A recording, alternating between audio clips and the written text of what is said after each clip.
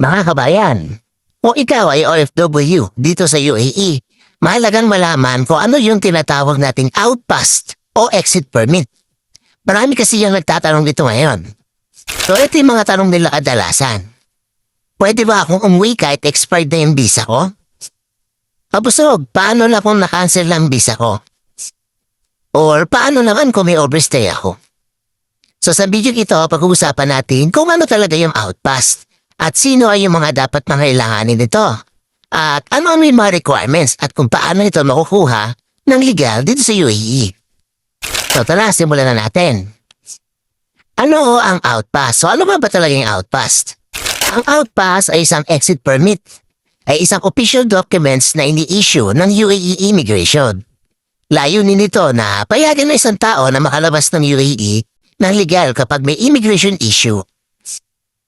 Kagaya na expired na visa, cancel visa, overstay, nawala yung passport at iba pang mga immigration concerns. Sa madaling salita, ito ang legal na permit para makalabas ng bansa kung hindi valid ang iyong visa status.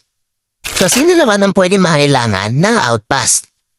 Karaniwan itong kailangan ng mga OFW na matagal ng overstay, mga nawala ng passport, pero meron silang mga travel documents mula sa embassy. Mga cancel visa na hindi nakalabas sa tamang panahon. At mga taong kailangang umalis ng UAE habang inaayos pa ang kanilang immigration status. Sa maraming kaso, kapag mahigit 30 days na ang overstay, maaaring kailanganin na ng exit permit bago payagang makalabas ng UAE. Dahil naman natin pwedeng makuha ang outpass.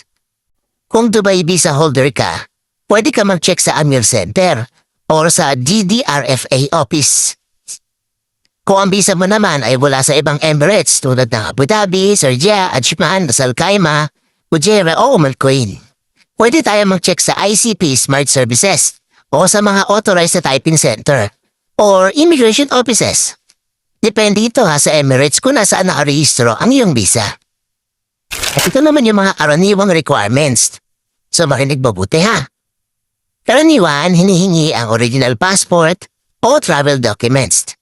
Kopya ng visa, Emirates ID kung meron, flight ticket or travel details, clearance ng overstay fine kung kailangan, at iba pang mga additional supporting documents depende sa kaso.